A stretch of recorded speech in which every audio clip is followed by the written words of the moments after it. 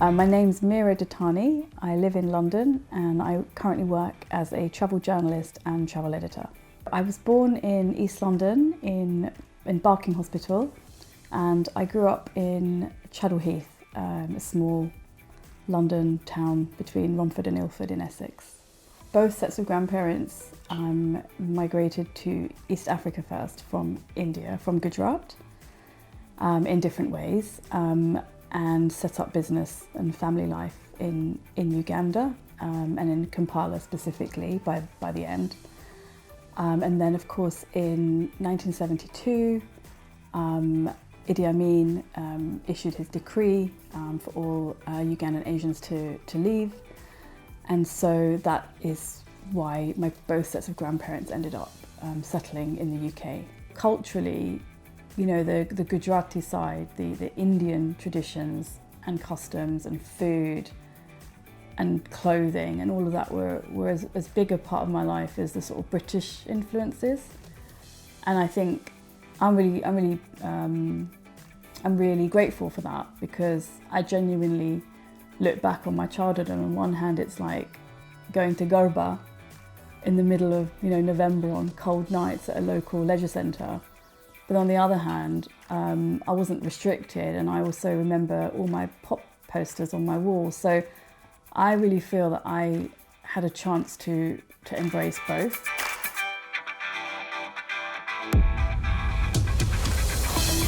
My real name is Sarjan Raja, and I'm an actor, writer, dancer, presenter, so I'm a creative. But my stage name, but also another part of my identity, is Sarj. Yeah, I have Gujarati heritage, both my mother and father. I was born and raised in Crawley in the UK in West Sussex, and Crawley has a very large South Asian community, and a large number of my community members live in Crawley and settled in Crawley, people. So where are you from can take so many different forms, but in my own personal experience, where are you from is really interesting, because I always go back to my Ugandan roots whenever I tell people. I say, oh, I'm British Indian, British South Asian, but my parents were born in Uganda, but originally Gujarati.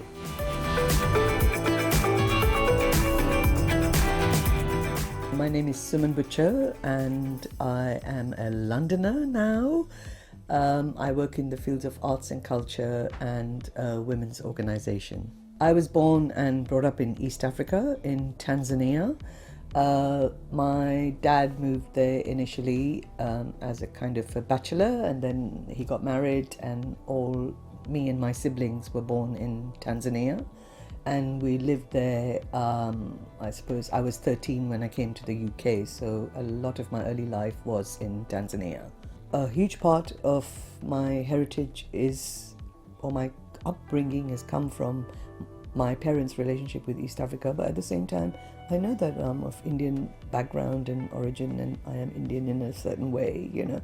But now my definition is British Asian. It's very clear to me what it is. I know these are self-definitions, but that's what it is.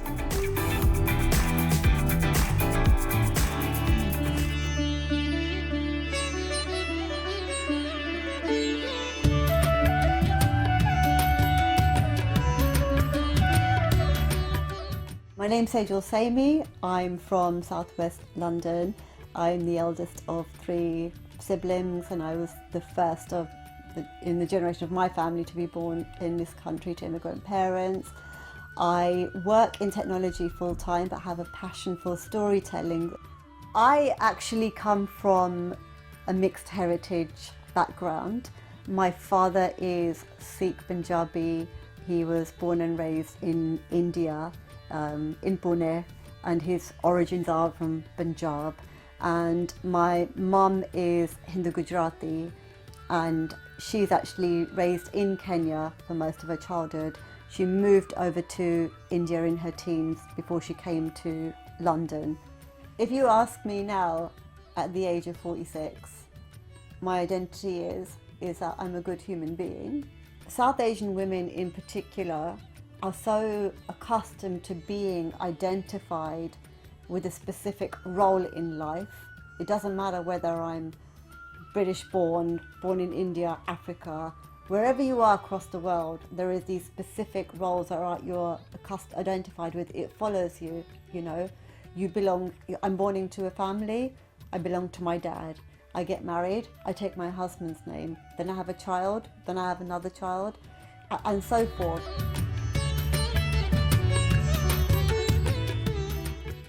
I'm Mira Salat and I am a Kathak dancer, teacher and a Gujarati folk enthusiast. So I was born in London and my mum was born in Kutch in Gujarat and my dad was born in Nairobi in Africa.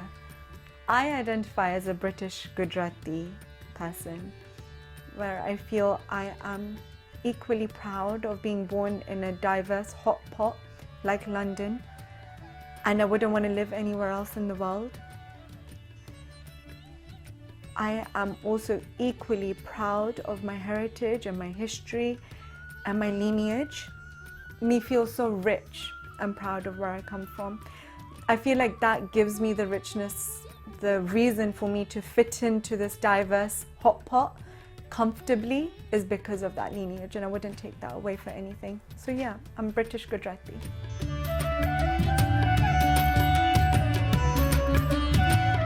Hello, my name is Stephen Kasamba.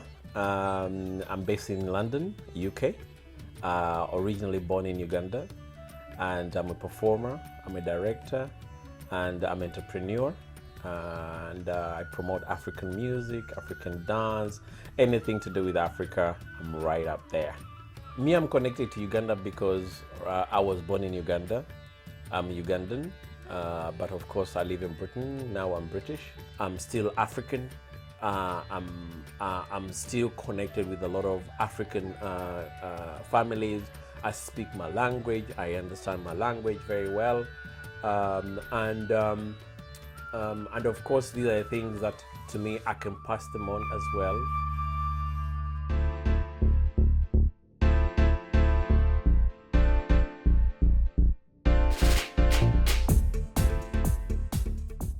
I'm Ali Fazel. I am born in Kenya. I moved to Britain when I was 10. My family and we lived in Birmingham. I now live in London. I work as a consultant in the city. And yeah, sort of Britain is home, but Kenya is home too. You know, you've got to balance all these different parts of your identity, right? I wouldn't be true to myself if I didn't maintain all parts of my identities. Being Muslim, being Shia, these are as important parts as being, you know, Indian, East African, British. Like, all of these parts form who I am. So to say one, you know, becomes stronger than the other is unfair, I think. It's unfair to myself. It's not a true reflection of who I am. And it's down to me to sort of have that understanding of the various parts of my identity, the various nuances, but also to accept them all, right? It would be wrong for me to push some away and to try and be more one than the other. And I can, of course, there are parts that maybe I relate to more in my day-to-day life, in the sense of, you know, where I work, how I live, what I do. You know, so much of that is British, but so much of my view of life and understanding is Muslim and is based on my understanding of religion and God.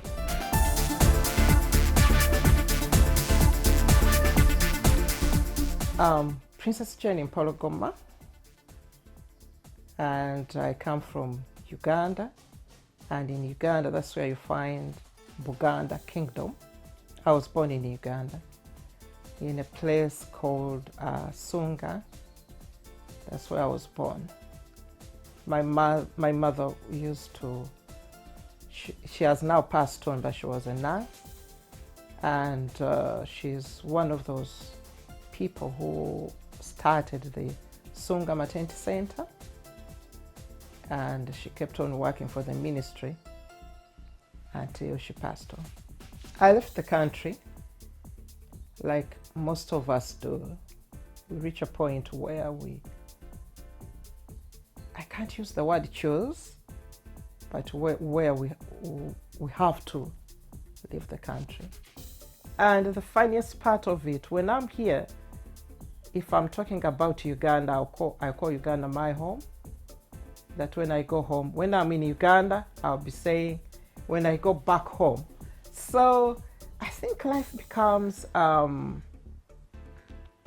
stagnant, if you like. You feel like you are like someone living in a no man's land, which is very sad in a way. My grandfather was born in India, in Nadiad, in Gujarat, and my grandmother was born in Kenya. And when they married, my grandfather moved to Nairobi to be with my grandmother, where he worked in the civil service. And through his work in the Kenyan civil service, he came and settled in the UK in the late 60s.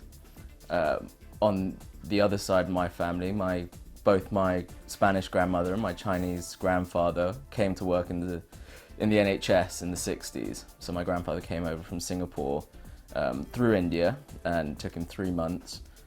My grandmother came from Spain as part of a program to support the NHS. My name is Rao Lai, and I am a British Asian. I'm half Indian, a quarter Spanish and a quarter Chinese, and I run an organisation called Platform for Indian Democracy. The lesson that was imparted to me and what I learnt very early on was really the importance of community.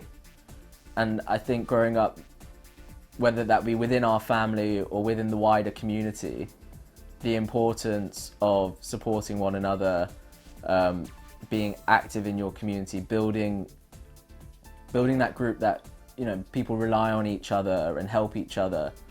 And I think always from a young age, that was my main thing that I was taught. And like, whatever you do, you help others, you look out for other people. You are only as strong as the people that are with you. And my British one, I think, is the diversity. Like I said, I see myself as British, but not the old kind of imperial nostalgia British, but as a modern, diverse, fluid, accepting British. And the fact that I can walk through London and pass Lebanese food, Indian food, Italian food.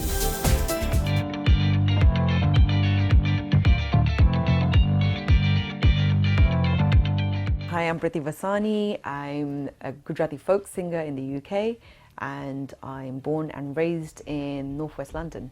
So my dad was born in Mombasa in Kenya, and my mum was born in Kutch, Gujarat.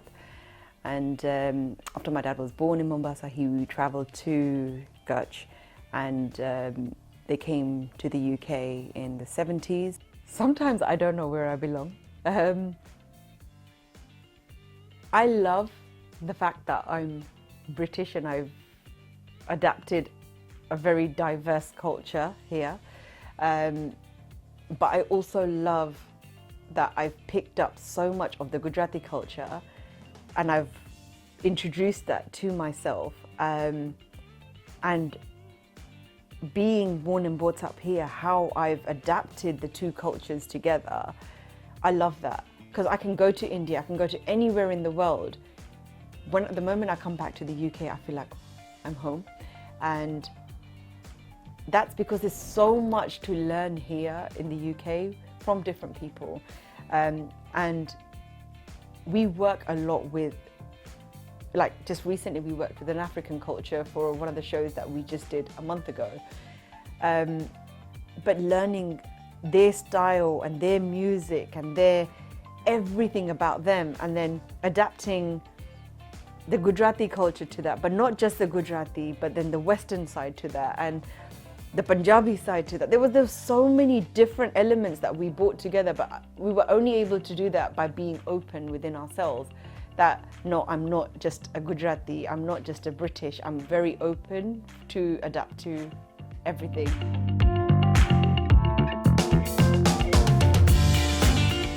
So I am Vipul Bhatti. I live in South London.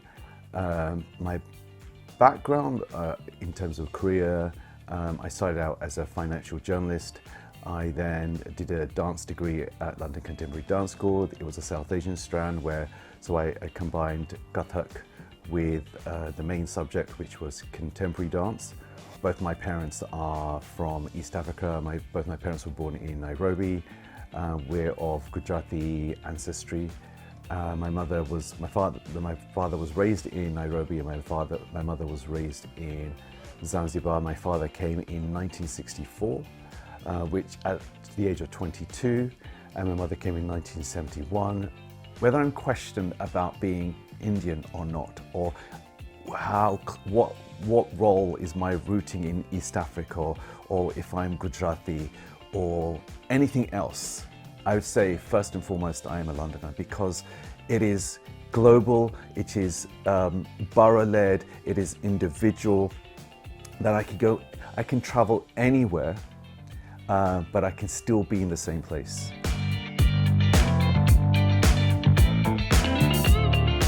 So I'm Aarti Shah, I'm an actor, and I also run a platform called South Asian Artists, which is a support and networking account for South Asian artists and creatives, and just sort of all-round creative, I'd say.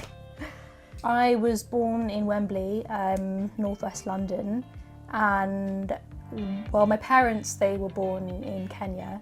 They came here when they were young, and then myself and my brother were brought up in northwest London, and grandparents from India. As I grew up, I was like, okay, I don't really kind of fit in here, and I started to sort of question my identity. There's a sort of famous quote that a lot of people say, for example, too white for the Indian people and too Indian for white people, and it's that kind of, you don't know where that middle ground is in terms of fitting in. So as I was growing up, I started to feel embarrassed of my culture, and obviously that's not nice, because I wanted to embrace it. And now I feel I've sort of started from escaping the culture to starting to embrace it now.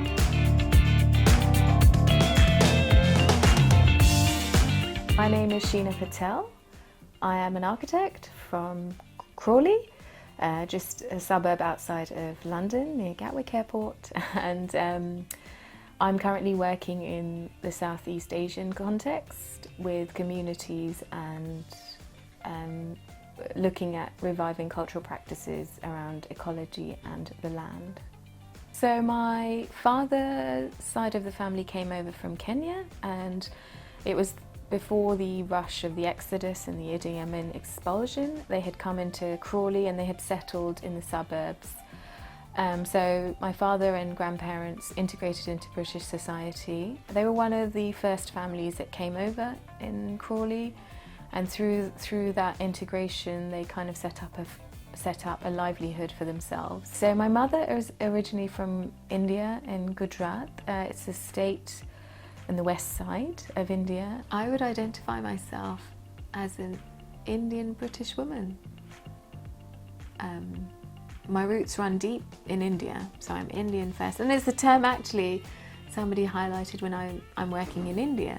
I normally would say British Indian, but actually my mother tongue is Gujarati. Those were the first words I learnt at home from my grandmother in Crawley.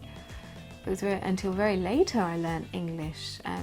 I learnt Gujarati. I learnt to eat Gujarati food with my hands. So those were those influences from India, and so I'm an Indian British.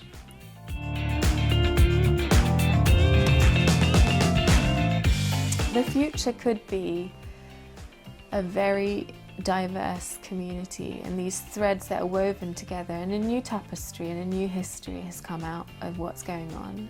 And I want to be part of it. I want to be part of this new history, this new dialogue, weaving these threads from different parts of, be it India or the world. I want to weave a new rug together.